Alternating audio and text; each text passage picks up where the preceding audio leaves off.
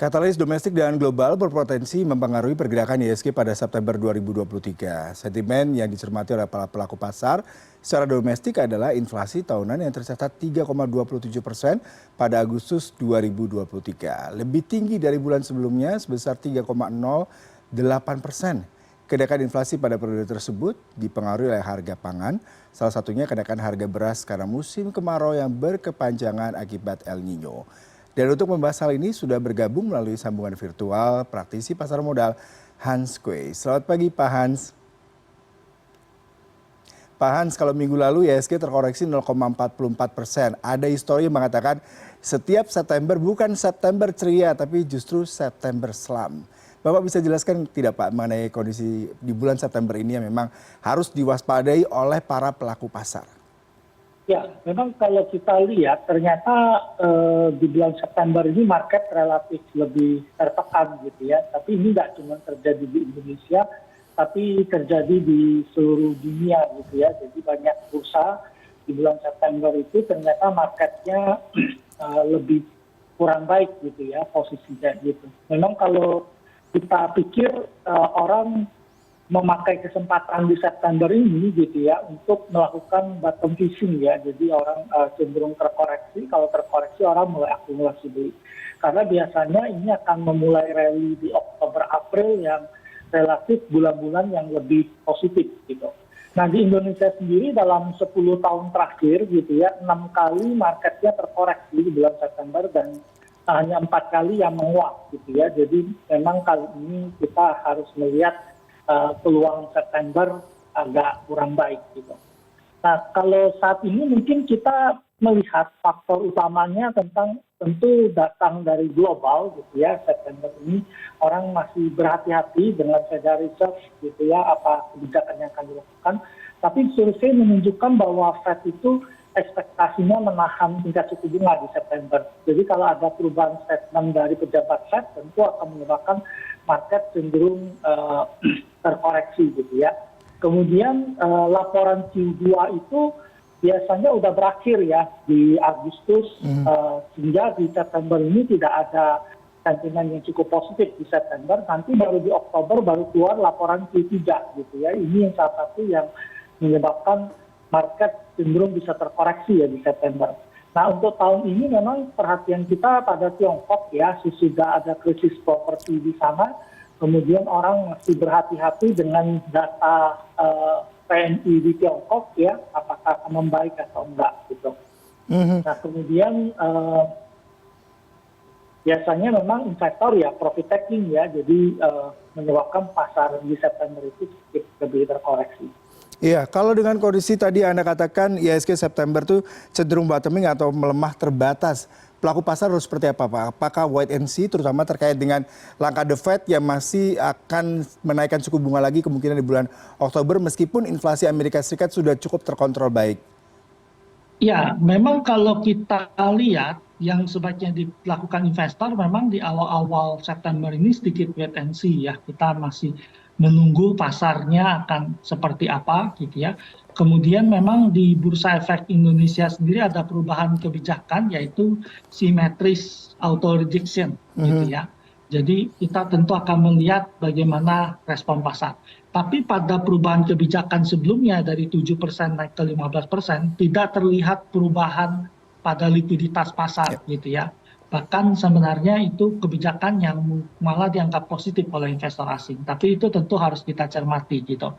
Nah nanti kalau seandainya ada perubahan kebijakan yang negatif sehingga pasarnya terkoreksi turun ke bawah, nah itu adalah periode yang bagus untuk mulai melakukan akumulasi beli. Nah tentu sekarang ini kalau kita lihat kemungkinan Fed mempertahankan suku bunga di September itu sangat tinggi, 93%. Nah ini tentu menyebabkan resiko ya. Jadi kalau ada satu input masukan yang menyebabkan Fed mulai berubah pemikirannya, itu pasti akan direspon pasar menjadi cukup negatif gitu. Kemudian pasar masih menantikan di September ini signal dari Federal Reserve untuk kenaikan di November. Ya.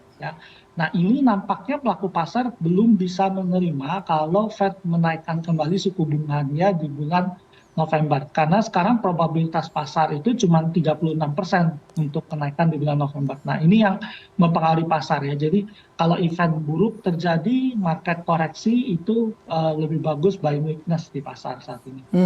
Dengan kalau kita mengacu pada Amerika Serikat, Pak, ada data mengenai tenaga kerja Amerika Serikat yang membaik melalui non-farm payroll di atas ekspektasi, tetapi angka penganggurannya naik 3,8% di Agustus 2023. Apa yang Anda bisa lihat dengan kondisi global seperti ini, Pak, terutama buat saham-saham di Indonesia? Ya, memang kalau kita lihat non-farm payroll yang salah satu kita nantikan di pekan lalu ternyata naik 187.000 ya, di atas perkiraan 170.000 gitu. Nah, tetapi yang bagus di sini adalah terjadi revisi turun di bulan Juli ke 157.000 gitu ya. Jadi revisi turun ini menyebabkan kalau kita lihat angka pengangguran AS naik ke 3,8%. Nah, memang pasar itu memperhatikan sekali gitu ya bahwa Federal Reserve itu lebih percaya dengan modal Philip Proof ya, di mana kalau angka pengangguran bisa naik, inflasi US akan turun. Tetapi kalau seandainya angka pengangguran tetap rendah gitu ya, inflasi diperkirakan tetap naik. Karena kalau angka inflasi rendah, pasar tenaga kerja Amerika itu ketat. Artinya upahnya tinggi sehingga inflasinya tinggi gitu. Transmisi lain datang dari kalau orang pengangguran rendah, daya belinya kuat sehingga ekonomi kuat, inflasi tetap tinggi gitu. Nah, dengan melemahnya data tenaga kerja US, kita melihat ada potensi Federal Reserve untuk mempertahankan tingkat suku bunga. Nah, tetapi ada tulisan yang menunjukkan bahwa tingkat normal pengangguran US untuk meredam inflasi itu harus di angka 5%. Nah, sekarang baru naik ke 3,8. Tapi ini progres yang cukup bagus sehingga pasar merespon hal tersebut dengan positif ya di US, dan ini akan berpengaruh pada pasar Indonesia di awal pekan ini. Pak, dengan berlakunya auto rejection pada tanggal 4 ya, auto rejection simetris ini satu sisi bisa memberikan kepastian buat para pelaku pasar terkait dengan kebijakan dari Bursa Efek Indonesia, tapi di sisi lain akan memberikan volatilitas terhadap bursa. Bagaimana bisa mensinergikan kondisi ini, Pak? Ya, ini yang menarik gitu ya. Sebenarnya auto rejection simetris ini udah kita alami udah lama gitu ya. Sebelum pandemi COVID itu auto rejectionnya simetris. Tapi Bursa Efek Indonesia kita kedatangan banyak sekali investor milenial dan Gen Z ya waktu COVID gitu. Nah, mereka sudah terbiasa dengan auto rejection yang tidak simetris ya, dari 7%. Sekarang kemarin jadi 15%, sekarang balik lagi ke normal ya. Jadi mengikuti fraksi harga, ada yang 35, ada yang 25, ada yang 20 gitu. Nah, auto rejection yang simetris ini sebenarnya bagus untuk pasar yang normal gitu ya. Jadi ketika market Indonesia udah kembali normal, harusnya memang aturannya udah dikembalikan kepada yang simetris gitu. Nah, tadinya orang kan berpikir kalau naik bisa 35 ya untuk fraksi harga tertentu, turunnya cuma 7%. Jadi kelihatan risk and reward-nya lebih banyak reward daripada risk. Tapi sebenarnya nggak seperti itu. Kalau dia auto rejection berjilid-jilid gitu ya, beberapa kali itu malah merugikan gitu ya. Jadi karena kita tertahan beberapa hari dan mengganggu psikologi seseorang kalau tertahan 7% sampai 4-5 kali turunnya gitu. Nah, tetapi ketika auto rejection simetris, kadang-kadang harga turun banyak, waktu siang atau sore harinya harga itu dilawan naik lagi gitu. Ya, karena dia membuka range penurunan dan penarikan yang sama besar gitu. Ya Pak, ada yang mengatakan sebenarnya di satu sisi seperti buah simalakama dengan auto rejection simetris ini, di satu sisi bisa untung, banyak dapat cuan, tapi bisa boncos juga. Apa yang harus dilakukan oleh pelaku saham terutama yang tadi Anda katakan generasi Z ataupun milenial yang begitu sangat antusias bermain di pasar modal? Ya, jadi kalau kita lihat sekarang ini nggak harus berpikirnya harus membeli perusahaan gitu ya. Jadi ketika kita membeli saham itu membeli perusahaan. Artinya apa? Kita membeli perusahaan yang punya fundamental bagus ya. Historicalnya bagus, prospeknya bagus, valuasinya bagus gitu ya. Jadi murah valuasinya. Nah, itu yang harus dilakukan. Selama ini banyak orang yang FOMO ya. Jadi ketakut ketinggalan, dikejar gitu ya. Kemudian berpikir bahwa naiknya lebih banyak, turunnya lebih sedikit gitu. Nah, itu harus dihindarkan ya. Ke depan pasar akan melakukan simetris ya. Ya. Jadi ketika dia naik 35 bisa turun 35, ada yang bisa naik 25 turun 25 gitu. Mhm, mhm. Nah, yang harus dilakukan adalah mengecek yang akan dibeli. Ya. Yang menarik tadi kita di awal bicara mengenai pemulihan ekonomi yang juga berlangsung di Tiongkok. Tapi kalau tadi harga-harga perumahan ya Pak, salah satunya yang memang lagi menjadi sebuah isu besar di sana. Kalau kita bicara mengenai PMI Manufacturing Transaction di periode Agustus 2023 kembali di level ekspansif sebesar 51 lebih tinggi dibandingkan periode sebelumnya yang tercatat 49,3. Apakah kondisi ini akan mempengaruhi pergerakan IHSG sepanjang hari ini Pak? Ya, tentu Tiongkok ini jadi perhatian utama kita saat ini ya. Jadi kemarin ada krisis properti di sana, di mana ada dua grup ya, Evergrande sudah mengalami masalah, kemudian ada satu grup lagi. Nah, masalah besar di Tiongkok ini karena sektor properti ini punya kontribusi 23 sampai 25% terhadap GDP di sana gitu. Ya. Kemudian dipakai oleh 70% orang untuk penyimpan kekayaan. Nah, jadi kalau sektor properti Tiongkok bermasalah, pasti ekonomi Tiongkok bermasalah. Nah, transmisinya pasti pengaruh ke kita dengan menyebabkan demand komoditas lebih rendah, sehingga mempengaruhi ekspor impor Indonesia Ya. dan mempengaruhi sebagian emiten komoditas di dalam negeri. Nah, tentu hadirnya data PMI kemarin ya, yang lebih bagus gitu ya, ini tentu menimbulkan ekspektasi lagi bahwa Tiongkok ini sudah mulai berhasil gitu ya dengan berbagai stimulus yang dilakukan oleh pemerintah ya dan bank sentral di sana untuk merecovery ekonomi negara tersebut. Memang data ini masih terlalu awal gitu ya karena data PMI resmi yang keluar di Tiongkok manufacture itu terus-menerus di bawah 50 ya, menunjukkan ekonomi Tiongkok ini cenderung lebih terkonstruksi ya dengan periode yang agak beberapa saat gitu ya ke depan gitu. Nah, ini yang tentu kita menanti bahwa stimulus lebih banyak, Tiongkok bisa keluar dari masalah tersebut dan akan cenderung positif bagi pasar Indonesia. Kita ke rekomendasi saham nih Pak. Kalau kita bicara minggu lalu ya, harga minyak sangat bagus sekali ya kalau kita melihat. Bahkan emiten yang berbasis energi ini mendapatkan cuan cukup baik. Kalau saya bacakan sedikit, ini minyak mentah Brent naik 82 sen atau 0,9% menjadi 87,65 dolar per barrel. Tapi di satu sisi Arab Saudi juga akan membatasi untuk pasokan minyak Pak. Dan ini sejalan dengan OPEC. Pasti kondisi dia kan juga berpengaruh terhadap energi sendiri ya. Lalu di satu sisi lain tadi Anda katakan sektor properti di China, Tiongkok terkoreksi. Lalu seperti apa nih untuk emiten-emiten yang menarik di tengah September Slam yang masih menjadi momok setelah 6 tahun bursa efek beroperasi terakhir ini selalu tidak bagus nih saham-saham di bulan September Pak?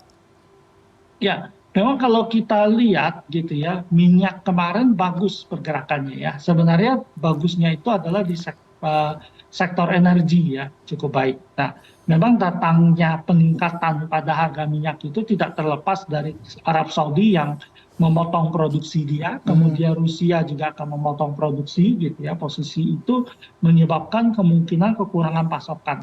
Tapi dari sisi demand terlihat perlambatan pada ekonomi Tiongkok ya. Nah, tetapi yang menarik, berbagai negara itu mulai mengisi kembali tangki-tangki penyimpanan minyak mereka.